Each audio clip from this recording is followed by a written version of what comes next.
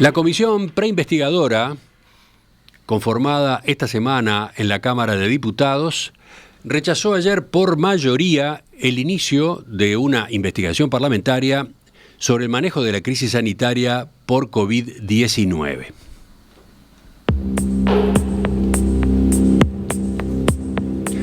Recuerden, la preinvestigadora estaba integrada por 3 legisladores. ¿Cómo votaron? Bueno, votaron en contra de la iniciativa el diputado del Partido Nacional Pablo Abdala y el del Frente Amplio Federico Preve. El otro voto fue el de Gustavo Salle, de Identidad Soberana, que insistió en que esa indagatoria era imprescindible.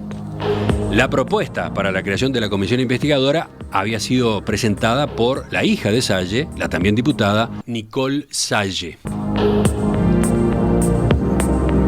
Pese a lo que quedó dicho, que los representantes del Partido Nacional y el Frente Amplio coincidieron en no votar la instalación de la comisión investigadora, de todos modos, Abdala y Preve manejaron argumentos diferentes. Concretamente, en cuanto a la evaluación de la gestión de la pandemia por el gobierno uruguayo, y por lo tanto habrá, por la negativa, en realidad, 2 informes. En el caso de Abdala, el diputado Blanco argumentó que el pedido de la diputada Salle plantea un objeto de investigación de extraordinaria amplitud que desborda los límites de la competencia de las comisiones investigadoras y trasciende las fronteras del territorio nacional. La denuncia, dice, hace referencia a una operación orquestada por los gobiernos de China y Estados Unidos, de la que habrían formado parte las grandes corporaciones internacionales, los medios de comunicación, la academia y la comunidad científica. Las referencias a que se inflaron las cifras de enfermos, a la falta de efectividad de las vacunas y su posible correlación con el aumento de la mortalidad, el agravamiento de distintas enfermedades, la disminución de la natalidad, el incremento en un 80% de los abortos espontáneos, los trastornos en el sistema reproductivo de los seres humanos o las alteraciones genéticas, carecen de la necesaria evidencia científica como para poder sostenerse, argumentó el legislador Blanco, para no apoyar la creación de la investigadora. Y en tanto, su colega del Frente Amplio, ¿qué argumentos manejó? ¿En qué se diferenció de Abdala? Bueno, vamos a conversar en los próximos minutos con el diputado y médico de profesión Federico Preve. Preve, ¿qué tal? Buen día, un gusto saludarlo. Buen día, Romina. Buen día, Emiliano. Un saludo para toda la audiencia.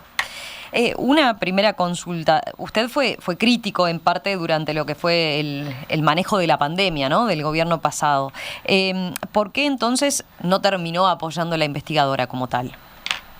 Bien, sí, fuimos y somos críticos porque entendemos que hay lecciones aprendidas del manejo político de la pandemia y bueno, podemos ahondar un poco en eso ahora.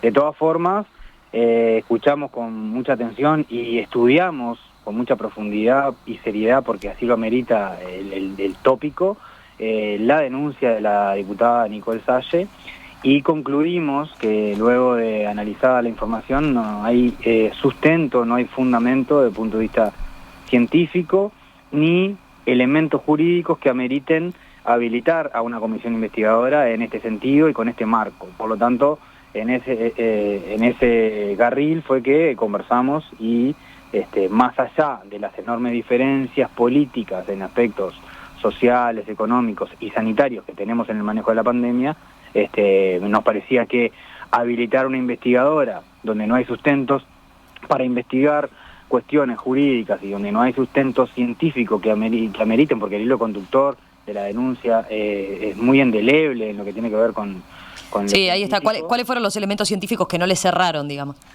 Básicamente, digamos, no es que ni siquiera ni siquiera cierran, digamos, no abren.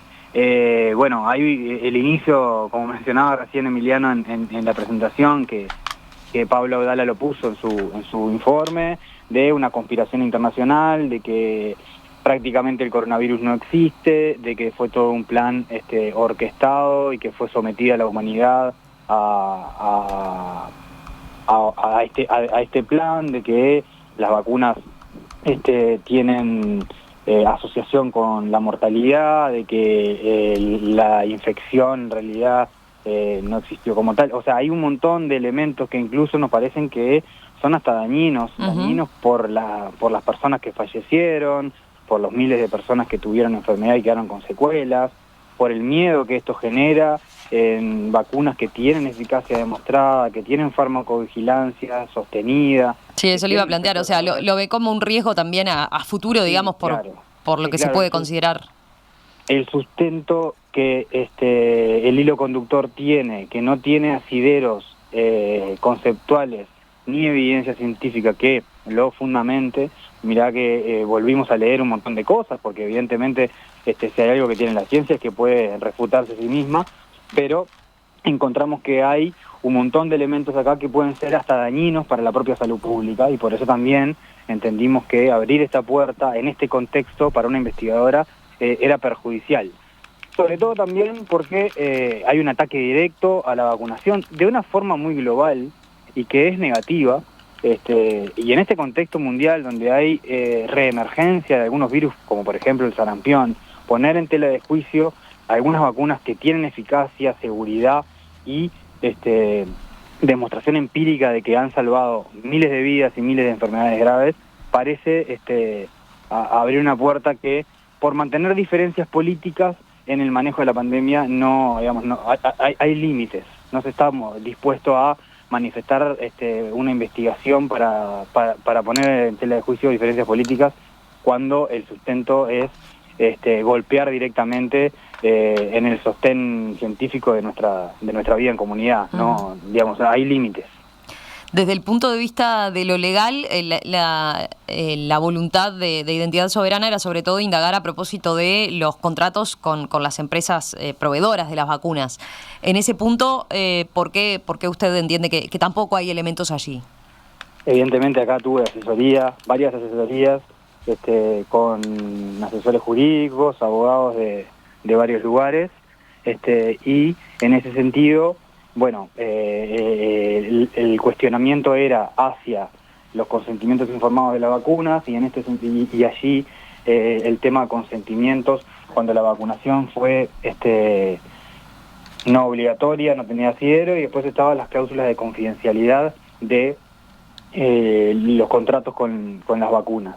En las cláusulas de confidencialidad hay varios informes de tribunales de apelaciones, informes jurídicos, incluso la propia ley, de acceso a la información pública y la Constitución de la República amparan que puede haber algunas cláusulas de confidencialidad.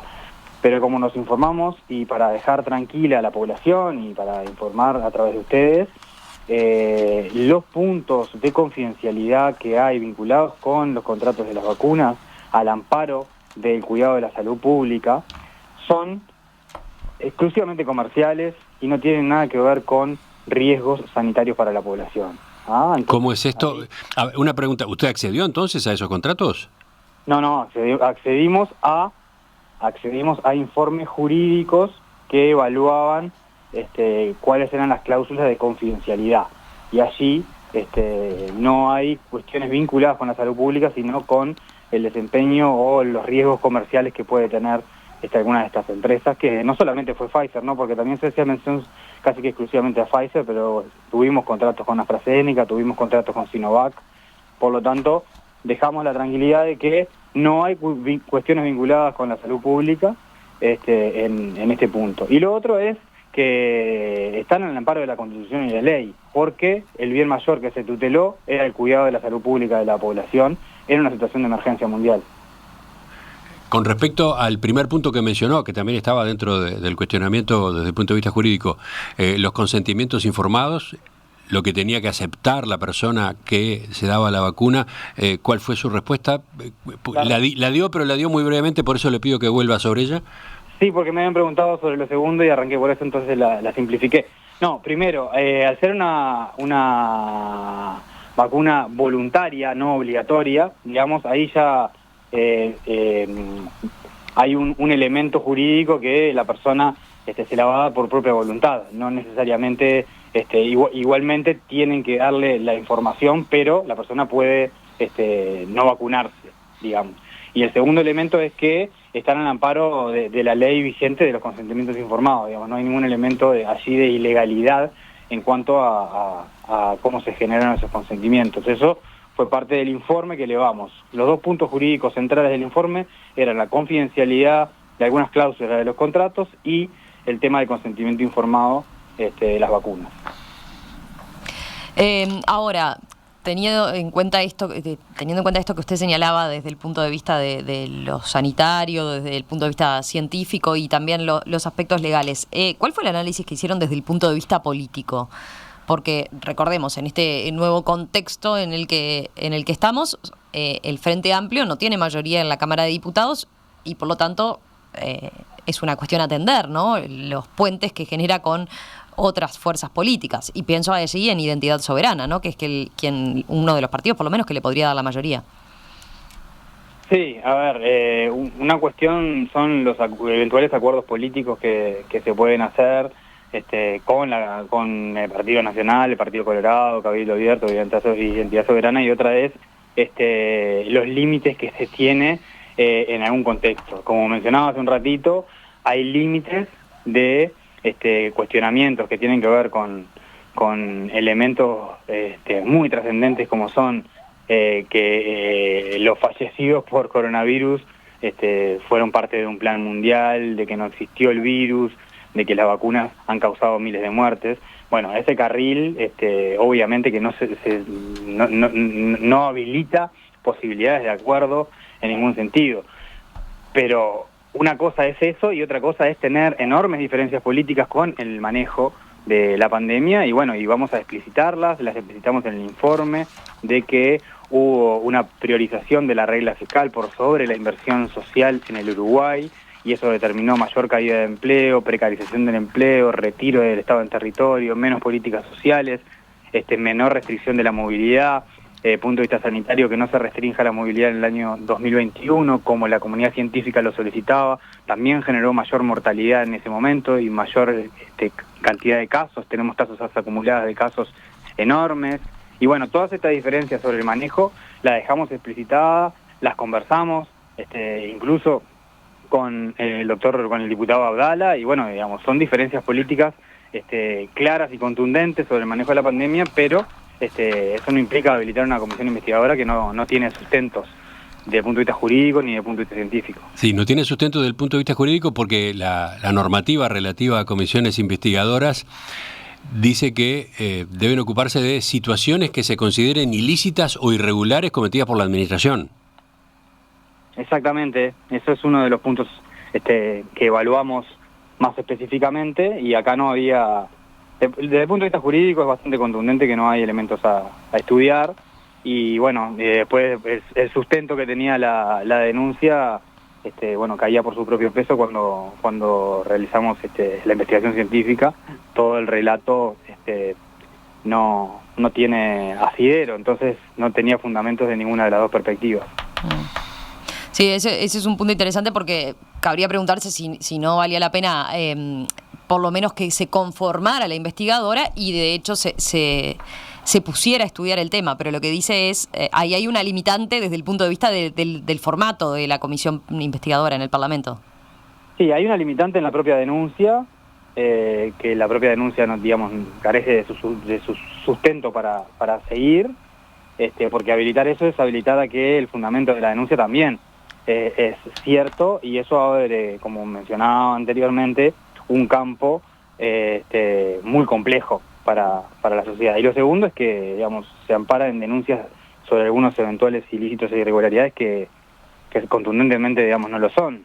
Entonces, habilitar la investigadora no tenía ese sentido más allá de las diferencias políticas que pueda haber o sobre la interpretación de la mortalidad o sobre medidas que se deberían de haber tomado y que tenemos que tener una lección aprendida ante eventualidades en el futuro, o sobre la protección social. Hay una infinidad allí de cuestionamientos políticos del manejo de la pandemia que también los explicitamos, pero que no tenían, no son para plantear en una comisión investigadora, son diferencias políticas para dejar explicitadas en un debate o dejar explicitadas en el informe. Y justamente lo que usted recién resumía en cuanto a dónde están las diferencias que el Frente Amplio tiene con la gestión que se hizo de la pandemia, que si recuerdo, si entendí bien, no se refieren al periodo inicial, ¿no? Al que se inició el 13 de marzo del año 2020, sino más bien a una segunda parte, ¿no? Aquello que se llamó, que era la segunda ola, ¿no? De diciembre de 2020, junio de 2021. Ahí está el foco de la discrepancia. Ahí es el foco central de la discrepancia, sobre todo por la alta mortalidad que tuvimos en el primer semestre de 21. Las diferencias en cuanto al concepto general es que el gobierno priorizó la regla fiscal por sobre la inversión social. Y esto generó que, por ejemplo, tenemos, digamos, hay análisis en el sentido que adjuntos en el informe, que, por ejemplo, una reducción del gasto presupuestal fue compensada por el Fondo COVID, cuando en realidad el Fondo COVID debería haber sido un plus de lo que se invierte presupuestalmente. Para ponerlo en claro, el Uruguay invirtió un 1% de su PIB para paliar cuestiones sociales en pandemia, cuando el promedio de América Latina invirtió un 3,5%, y cuando el promedio de otros países, por ejemplo en Europa, invirtieron el 6,5%. O sea, fuimos de los países del mundo que menos generó protección social. ¿Y esto por qué? Bueno, porque se decidió medidas de restricción más blandas. ¿Y esto en qué repercute? Bueno, en que la gente tiene menos capacidad de reducir la movilidad. Y allí viene la enorme diferencia en el año 2021, sin protección social y sin un gobierno que restringiera la movilidad cuando la comunidad científica se lo demandaba. Todo. Usted está aludiendo ahí a aquello de blindar abril, ¿no? Que se planteó desde el GACH. Entre febrero y marzo, donde se venía la primera ola nuestra, porque la primera ola se había sorteado en el 2020 con los cierres de todas las actividades. En el 2021 la comunidad científica le pidió nuevamente que cerrara las actividades y el gobierno decidió no hacerlo. Y ahí tuvimos un cuatrimestre que fue bastante catastrófico en temas de mortalidad y casos, mientras se generaba la vacunación. Es más, pusimos en el informe un análisis científico que hay sobre Chile y Uruguay y su comparativo. Las vacunas llegaron más o menos en el mismo tiempo y lockdown chileno versus no lockdown uruguayo generó una mucho menor mortalidad en ese periodo en Chile, cuando se acompañó de otra medida. En Uruguay no se hizo. Ahí hay una diferencia importante desde el punto de vista del manejo científico y sanitario de la pandemia, y después obviamente está el manejo político-económico sin protección social o con una reducida protección social en términos comparativos. Esos son básicamente dos elementos importantes. Otro es la llegada tardía de las vacunas. Uruguay rechazó las vacunas en noviembre de 2020 y recién llegaron en febrero del 2021, febrero-marzo de 2021. Estos meses de atraso también, obviamente que digamos, el atraso vacunal generó que la primera ola nos agarrara desprevenidos. Obviamente que ahí hay contexto, ¿no? Todos recordamos los contextos de negociaciones, el contexto COVAX y demás, pero también es verdad. ¿A qué se refiere con esa sigla? Es el sistema de la OPS, ¿no? El sistema que tenía habilitado la OPS teóricamente para la compra en conjunto de vacunas. Exactamente, que fue fallido. Que no anduvo. No anduvo. Uh-huh.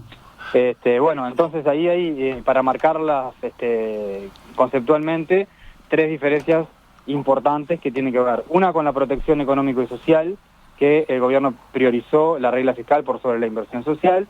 Lo segundo, la restricción de la movilidad en el año 2021, cuando la comunidad científica se lo solicitaba, que no se realizó.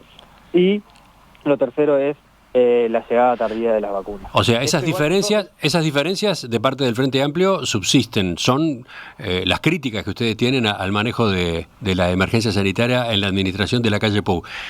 Pero no son para una comisión investigadora. ¿Son para qué? Quiero decir, se va a rechazar la investigadora, no va a haber la investigadora que pedía identidad soberana. ¿Queda margen para que esto forme parte de alguna manera del debate parlamentario, teniendo en cuenta que estamos a 5 años de aquellos hitos? Sin ánimos de generar revisionismo, nosotros participamos de la esfera investigadora porque es una obligación desde el punto de vista parlamentario, cuando se solicita una preinvestigadora, que haya 3 legisladores que lo hagan.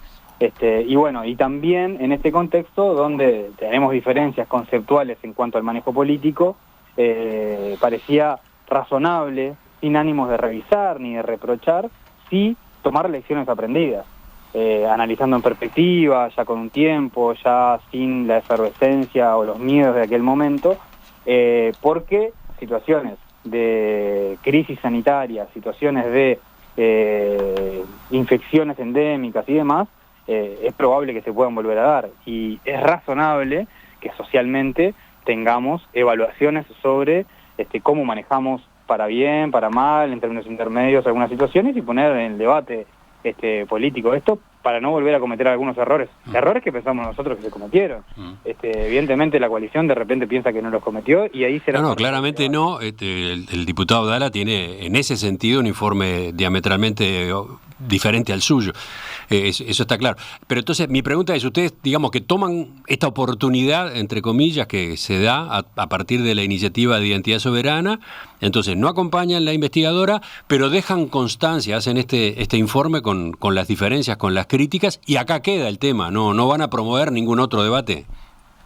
El debate se va a dar se va a dar en la Cámara de Representantes, porque la denunciante Nicole Salle mantuvo la denuncia, y por lo tanto el tema va a ser tratado en una sesión extraordinaria. No tenemos fecha todavía. Ajá. Y bueno, así se explicitarán las diferencias. Ese va a ser el lugar. Sí, el debate va a haber, independientemente. Igual nos parecía razonable que si hay diferencias, que digamos, siempre las diferencias aportan, a la sociedad le aportan, las visiones distintas, al periodismo le aportan, y bueno, cada uno sacará sus conclusiones. Nosotros tenemos las nuestras, y evidentemente bueno, también estamos abiertos a que nos refuten algunos de los argumentos, pero nuestra visión es esta. Federico Preve, médico neurólogo que integró el Ejecutivo del Sindicato Médico del Uruguay de 2013 a 2021 y ahora es diputado por el Frente Amplio en Canelones. Le agradecemos su participación esta mañana. Muchas gracias, Emiliano, muchas gracias, Romina, y un saludo para toda la audiencia. Que pase bien.